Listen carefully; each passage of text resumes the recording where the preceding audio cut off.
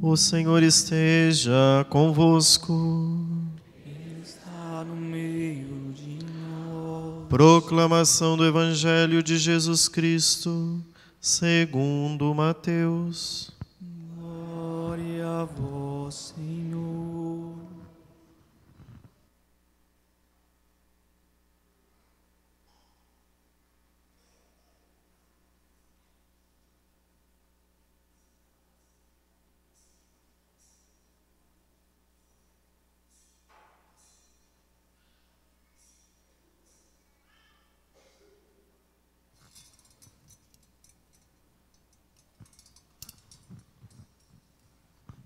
Naquele tempo, Jesus foi à região de Cesareia de Filipe e ali perguntou aos seus discípulos: quem dizem os homens ser o Filho do Homem? Eles responderam: alguns dizem que é João Batista, outros que é Elias, outros ainda que é Jeremias ou alguns dos profetas. Então Jesus lhes perguntou: e vós quem dizeis que eu sou? Simão Pedro respondeu: tu és o Messias, o Filho do Deus vivo. Respondendo Jesus lhe disse: feliz és tu, Simão, filho de Jonas, porque não foi um ser humano que te revelou isso, mas o meu Pai que está no céu. Por isso eu te digo que tu és Pedro, e sobre esta pedra construirei a minha igreja, e o poder do inferno nunca poderá vencê-la. Eu te darei as chaves do reino dos céus. Tudo que tu ligares na terra será ligado nos céus. Tudo que tu desligares na terra será desligado nos céus. Palavra da salvação.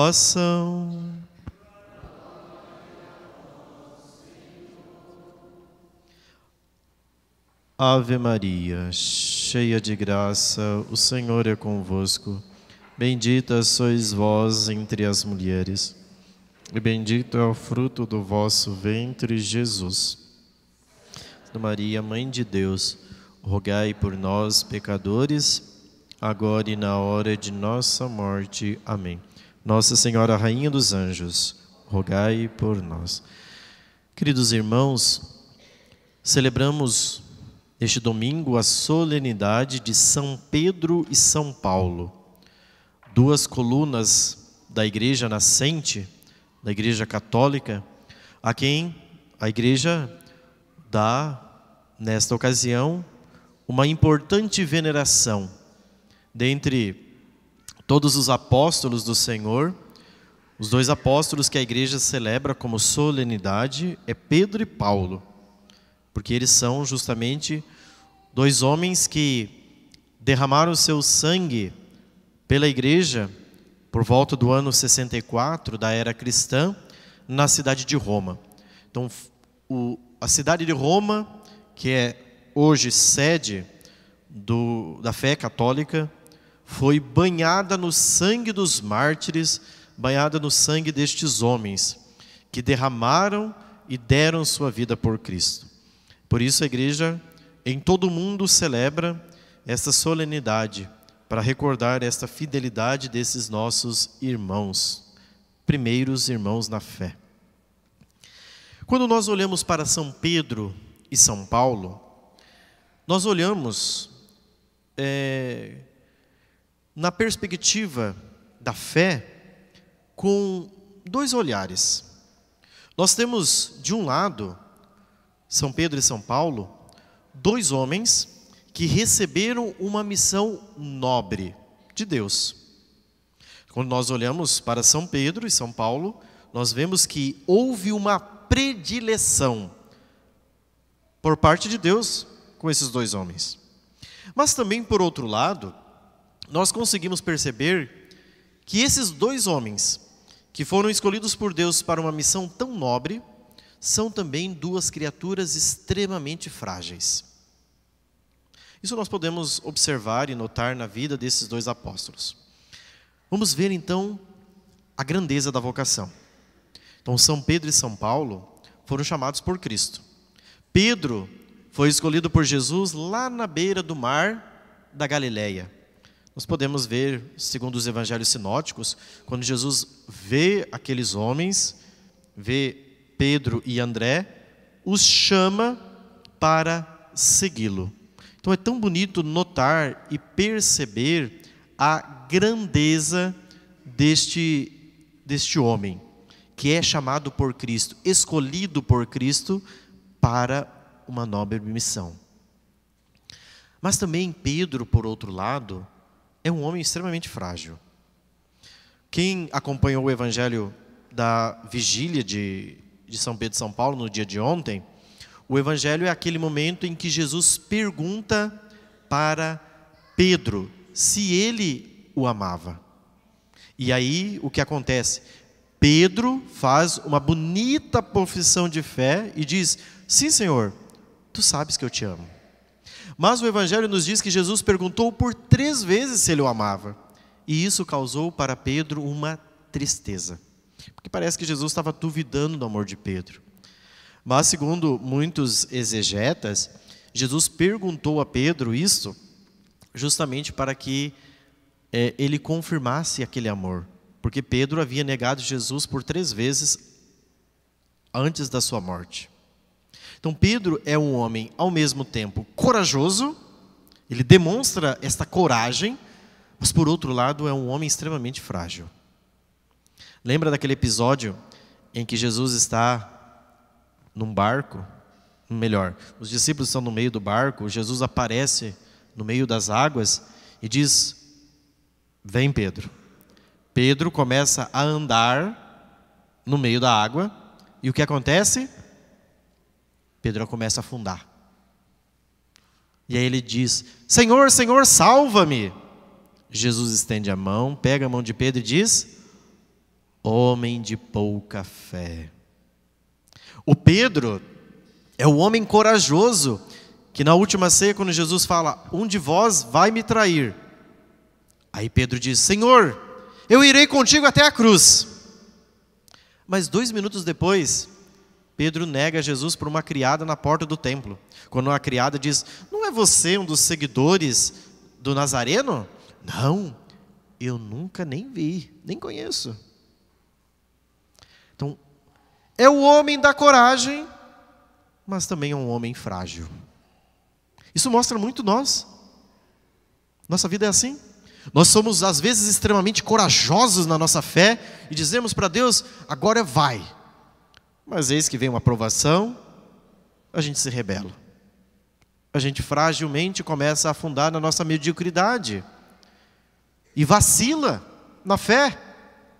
Quantos de nós não vacilamos na nossa fé? Às vezes fizemos uma experiência extraordinária com Deus, mas daqui a pouco, no meio das tribulações e dificuldades, das provações, começamos a afundar. Somos muito Pedro. Aqueles que Deus chama, é tão bonito que a Sagrada Escritura não esconde a fragilidade dos apóstolos. Ela mostra que ao mesmo tempo que eles têm uma missão nobre, grande, são extremamente frágeis. Vejam, por exemplo, o apóstolo Paulo, o outro. É um homem que recebeu uma missão sublime. No caminho para Damasco, ele estava indo para matar cristãos. E eis que encontrou-se com Jesus no meio do caminho. E aí São Paulo teve uma visão, uma revelação. São Paulo caiu no chão, não via nada. E Jesus se revelou para ele. E aí São Paulo disse: Senhor, Senhor, o que tu queres de mim? Aí Jesus encaminha Paulo até Ananias e depois ele vai saber de toda a missão. Mas o apóstolo Paulo fez esse encontro, mas ele não era um homem bonzinho. São Paulo viu a morte de Estevão, que era um dos seguidores de Cristo, o primeiro mártir, e não fez nada, porque ele mesmo perseguia cristãos. Ele mesmo mandou matar cristãos. Depois da conversão dele, aí a vida de São Paulo vai mudar de maneira estupenda. E ele vai começar agora, de perseguidor que era, a ser perseguido. E a vida de São Paulo vai ser uma vida entregue. São Paulo vai oferecer sua vida de maneira incondicional pelo Evangelho. Tanto que, se o Evangelho se espalhou pela Ásia, se o Evangelho se espalhou por toda a Europa, e se hoje o Evangelho chegou até nós, e se nós temos fé, nós devemos a São Paulo. Porque ele fez com que o Evangelho escancarasse pelo mundo. Ele recebeu a missão de Jesus de levar o Evangelho aos confins da terra. Enquanto Pedro pregava o Evangelho e apresentava Cristo para os judeus, São Paulo recebeu a missão de levar o Evangelho para os pagãos. Ou seja, para aqueles que nunca tinham fé, nunca tiveram fé, que não tinham conhecido a Deus. Ele precisava mostrar o Cristo para estes. Portanto, nós conhecemos Jesus graças à coragem de São Paulo, graças à fidelidade de São Paulo, graças ao derramamento de sangue de São Paulo. Então, olhando para esses apóstolos, meus irmãos, nós vemos de um lado a bravata, a coragem, mas de outro lado nós vemos a fragilidade. Apóstolos do Senhor, escolhidos para uma missão muito nobre, mas que também são extremamente vulneráveis. Nós também somos chamados a uma missão muito nobre. Nós somos chamados à santidade cristã. E a santidade não é qualquer coisa. O que é a santidade? Às vezes as pessoas têm uma visão deturpada da santidade. O que é ser santo? O que é buscarmos a santidade? As pessoas criam uma ideia na cabeça de que a santidade é uma coisa assim tremendamente difícil de ser alcançada. Que é quase impossível ser santo. Mas o que é ser santo? Ser santo é amar a Deus de todo o coração. Ser santo é dar sua vida, é oferecer sua vida por Cristo. Essa santidade se aplica na nossa vida nas mais diversas circunstâncias, onde nós somos chamados a amar Deus naquilo que estamos fazendo, naquilo que estamos realizando. A revelação que Pedro recebe de Cristo é estupenda no Evangelho de hoje. Qual foi a pergunta que Jesus dirigiu no Evangelho de hoje? Olha, quem sou eu? Essa é a pergunta do Evangelho de hoje. Primeiro Jesus pergunta, quem sou eu para os homens? Jesus faz uma espécie de pesquisa de opinião, uma enquete. Vejam, as respostas que deram a respeito de Jesus, todas erradas. Jesus pergunta, olha, o que as pessoas estão falando de mim? Aí os discípulos respondem, olha, alguns estão dizendo que o Senhor é João Batista, outros que é Elias, outros ainda dizem que o Senhor é algum dos profetas. Nota 0. Aqui cai por terra aquele ditado que a voz do povo é a voz de Deus, né? Nesse caso aqui, a voz do povo não é a voz de Deus, porque não erraram uma. Não acertaram uma, erraram todas.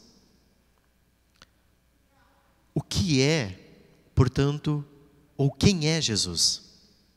Pedro é iluminado e diz, tu és o Filho de Deus. Um artigo definido aqui faz toda a diferença. Ele é o Filho de Deus. E Pedro reconhece isto. Ele é o Filho de Deus. Quem é Jesus para nós? Você já fez essa pergunta de quem é Jesus para você? Jesus não pode ser aquilo que as pessoas acham que ele seja. Jesus é o Filho de Deus. E aqui está o distintivo, a diferença de Cristo. Ele é o ungido, o enviado de Deus. Mas as opiniões a respeito de Jesus são as mais diversas e às vezes as mais confusas. Fazem de Jesus o curandeiro, aquele que vem para solucionar todos os problemas. Fazem de Jesus um revolucionário, como muitos tentam fazer. Jesus um grande revolucionário. Mas quem de fato é Jesus? O que ele veio fazer nesse mundo? Quem é Jesus? Nós já o conhecemos? Nós já fizemos uma experiência com ele, daquilo que ele é verdadeiramente? o Filho de Deus, aquele que muda a minha vida, aquele que transforma a minha existência, mas transforma a minha existência de dentro para fora, me faz ser uma nova criatura, me faz viver um jeito novo, e não um jeito que se acomode. É tão bonito que Jesus diz que Pedro firma as bases da fé sobre uma rocha firme, sólida. Tu és Pedro, e sobre esta pedra edificarei a minha igreja. A igreja está solidificada sobre uma rocha firme, estável, segura. Nós olhamos para a contemporaneidade e o que nós olhamos, o que nós percebemos, a contemporaneidade, ela é líquida, ela não tem solidez. Tem até um sociólogo, né, Zygmunt Bauman, que fala da sociedade líquida.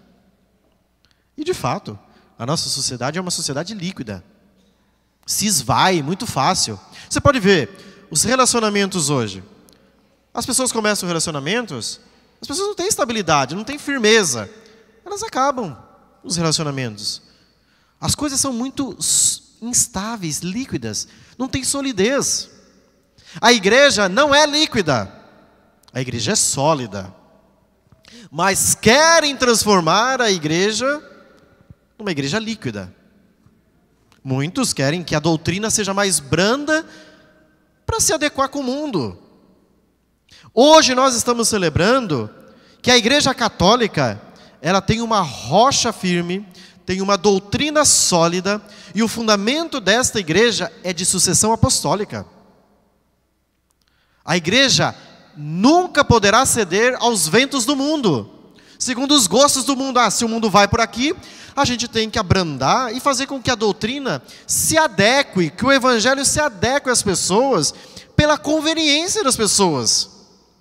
Mas isso é uma traição tremenda com o sangue dos mártires.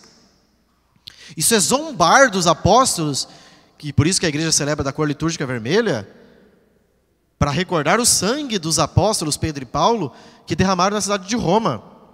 Se o evangelho tivesse que se adequar com as comunidades do mundo, o que São Pedro e São Paulo fizeram em Roma foi um teatro. Melhor, foi uma babaquice. Porque eles poderiam ter cedido e feito um acordo com o imperador, com Nero, e dizer, não, o evangelho pode se adequar às conveniências do império. Mas não foi isso que os apóstolos fizeram. Os apóstolos deram a vida pelo evangelho. E se nós tivermos que seguir um Deus falso, a gente dá a vida, morre. Isso é fé católica.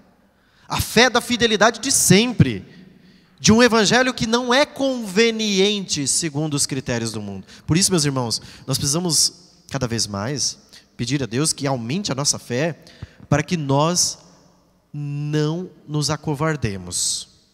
A gente não pode ser covarde. Claro, dá medo de ser de Cristo. É claro que dá. Porque ser de Cristo eu posso pagar o preço da minha própria vida. Eu posso ter que derramar meu sangue por Jesus, como fizeram os apóstolos. E será que nós estamos preparados para isso? Será que nós damos conta disso? Às vezes não. A gente olha para nós e nós conseguimos perceber a mesma fragilidade de Pedro e Paulo. Senhor, Senhor, eu irei contigo até a cruz. Daqui 2 minutos, a gente está fraquejando, né? Você vem para o sacrário e fala assim, Jesus, eu quero o que tu queres. Mas daqui a pouco você vai para tua casa, o teu filho começa a passar mal, você vai lá na comadre e manda fazer uma garrafada para o teu filho. Ai, vamos fazer uma garrafada porque meu filho não está ficando bom. Eu fui lá pedir para Jesus, mas Jesus não resolveu. Então, vamos nos adequar com as garrafadas, porque essa garrafada diz que é muito boa e livra os problemas. Mas que negócio é de garrafada, né? Então, isso é se alinhar.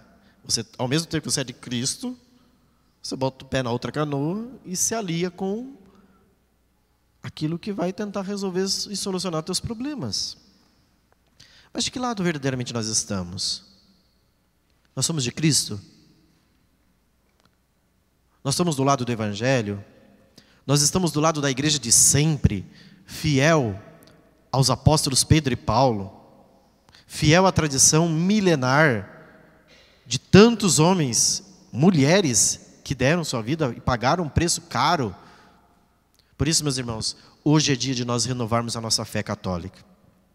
Nós vamos dizer no credo: creio na igreja una, santa, católica e apostólica. Hoje nós professamos de maneira especial essa quarta nota da igreja. A igreja é apostólica. E os apóstolos, com exceção de São João, todos morreram derramando o seu sangue. Todos.